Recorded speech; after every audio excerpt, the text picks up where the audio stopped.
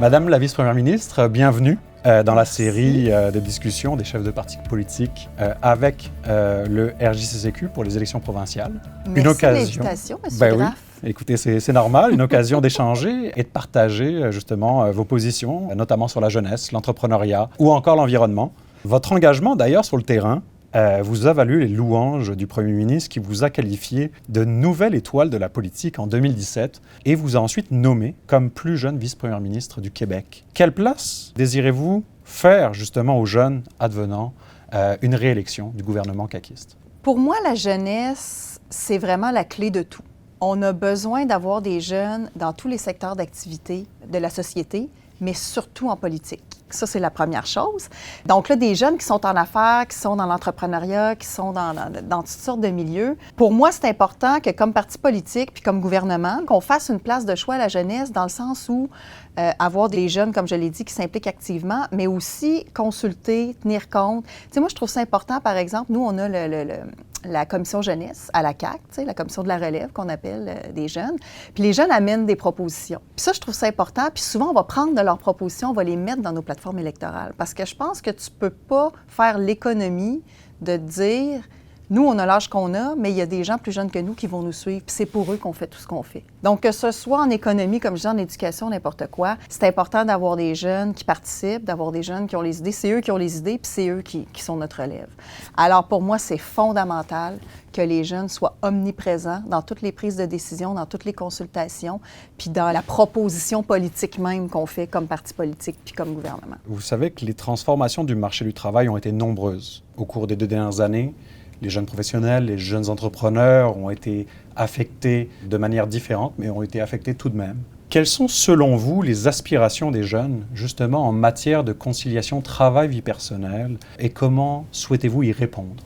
En ce moment, il y a clairement une transformation du marché du travail, comme vous dites, une transformation de l'économie avec la pandémie, avec plein de choses, puis une transformation du rapport de force entre les employeurs et les employés. On le sait, la rareté de main-d'œuvre, il y a des gros défis par rapport à la main-d'œuvre, à la productivité dans les entreprises. Donc, les ressources humaines, les employés, notamment les jeunes, deviennent une ressource, une richesse inestimable. Et une des façons, je pense, un des avantages concurrentiels que peuvent avoir les entreprises en ce moment dans cette rareté de main-d'œuvre, bien, c'est toute la question de la conciliation travail-famille, du respect du droit un peu à avoir une qualité de vie, le droit à la déconnexion, toutes ces discussions-là sociales qu'on est en train d'avoir. Et la conciliation travail-famille, famille-travail, il faut dire maintenant, puis famille-travail, études, vie personnelle, là, on peut donner tous les noms, mais l'idée de dire, on veut s'assurer que les gens puissent avoir une qualité de vie tout en travaillant. Je trouve que c'est un concept qui a longtemps été théorique. Je pense entre autres à ceux qui ont des enfants. Là. Tu sais, souvent, on entendait parler de ça il y a quelques années par des gens qui, des fois, ne le vivaient pas nécessairement. Puis je trouvais que c'était très théorique. Et je trouve qu'à mesure que les jeunes investissent justement tous les secteurs d'activité de la société, je vais parler pour moi en politique. Moi, j'ai eu mes 2 enfants en faisant de la politique. Et je pense que j'étais seulement la 2e après Pauline Marois à avoir des enfants en étant ministre. Donc, moi, j'incarne ça. On est plusieurs députés de plus en plus à l'incarner dans les entreprises, un peu partout dans les milieux de travail. C'est fondamental, ça aussi, de tenir compte de cette réalité-là, parce que non seulement pour la qualité de vie et le bonheur des gens, mais aussi c'est un avantage concurrentiel, je pense, pour les entreprises dans un contexte où la rareté de main-d'œuvre, c'est pas quelque chose qui va disparaître à court-moyen terme. Vous parlez justement de qualité de vie, et s'il y a bien un enjeu qui menace la qualité de vie et qui crée beaucoup d'incertitudes, d'anxiété, même chez les jeunes parfois, c'est l'environnement. C'est évidemment une thématique qui revient très souvent. J'aimerais à cet effet que vous nous partagiez la vision économique qu'a votre gouvernement de la transition écologique. Il faut allier le développement économique et l'environnement et non pas alimenter une espèce d'adversité ou d'animosité entre les deux ou d'incompatibilité entre les deux, parce que c'est faux. On peut faire les deux en même temps et la façon dont vous posez votre question le prouve bien. Et comment on peut allier la prospérité et le développement économique, parce qu'on a un défi de création de richesse au Québec, on le sait. On a un défi de productivité pour nos entreprises. Donc, la meilleure façon d'allier les deux, c'est vraiment ce qu'on est en train de faire dans ce qu'on a appelé l'électrification de notre économie. On a, nous, au gouvernement, le plan pour une économie verte qu'on a déposé avec une enveloppe de 7,6 milliards de dollars, qui est quand même majeur comme somme d'argent.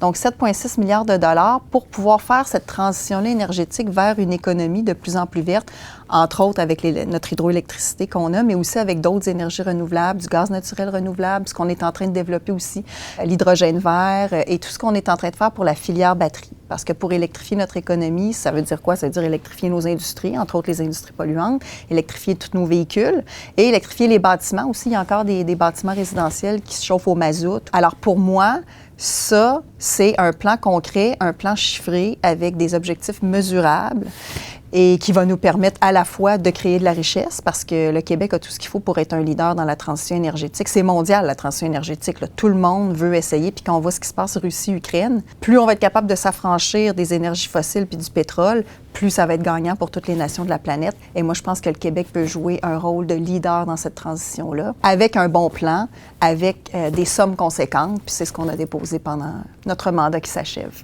Dès notre arrivée au gouvernement, d'ailleurs, pour mettre un peu la table, on a réformé Investissement Québec. Puis ça envoyait un signal fort, je pense, à nos entrepreneurs. On a régionalisé Investissement Québec et on lui a donné un rôle beaucoup plus proactif, d'aller au-devant des besoins des entreprises, d'accompagner, de prendre plus de risques. Des fois, les gens ont besoin qu'on puisse prendre des risques avec eux pour exporter davantage, pour prendre de l'expansion. Et ça a donné de très bons résultats, à la fois en termes d'attraction des investissements privés et de soutien à l'exportation de nos entreprises. On a un gros défi de productivité dans nos entreprises, qui est lié à la rareté de main-d'œuvre, qui est lié aussi à un retard en innovation, qui va aussi beaucoup dépendre de la formation.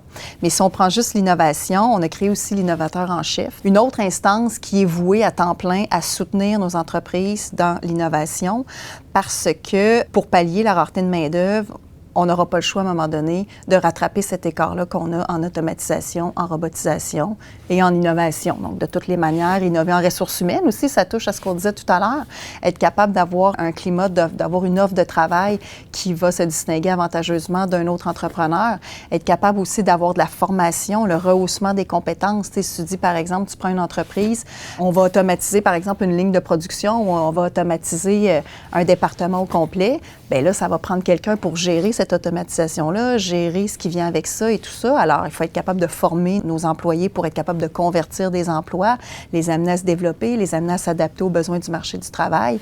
Et ça va plus loin que ça, la formation aussi. Trouver une façon d'inciter nos jeunes à aller étudier dans des domaines d'avenir pour lesquels on a des besoins criants quand on pense à l'ingénierie, aux technologies de l'information, à tout ce qu'on veut aussi en services essentiels, éducation, santé. C'est cet ensemble d'éléments-là qui, je pense, à terme, va nous permettre non pas de surmonter la rareté de la main-d'œuvre, mais de composer avec pour enfin rattraper notre écart de productivité. Quand on dit qu'on veut créer de la richesse, puis on parle souvent beaucoup de notre écart de richesse avec l'Ontario, on a aussi un écart de productivité avec l'Ontario.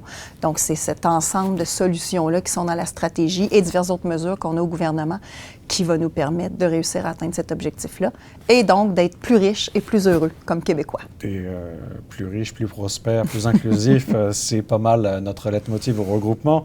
On souhaite effectivement que ce soit le cas.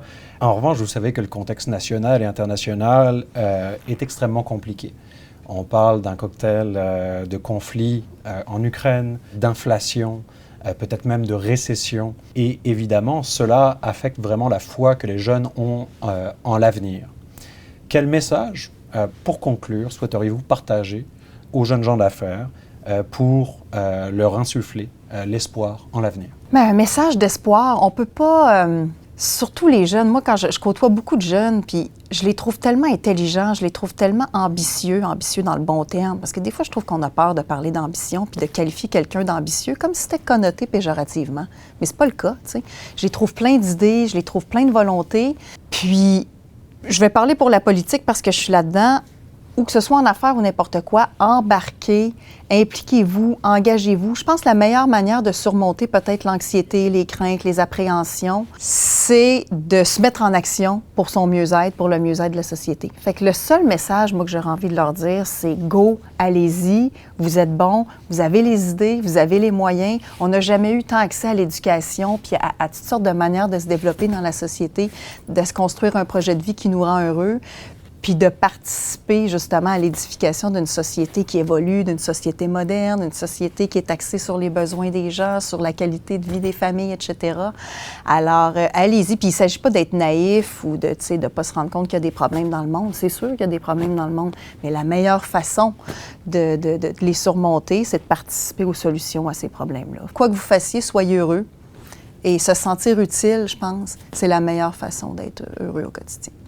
Eh bien, je vous remercie pour ce témoignage et ce message d'avenir. Merci d'avoir été avec nous pour ces discussions du regroupement avec les chefs de partis politiques dans le cadre des élections provinciales. Et on vous souhaite bon courage pour la campagne. Merci beaucoup.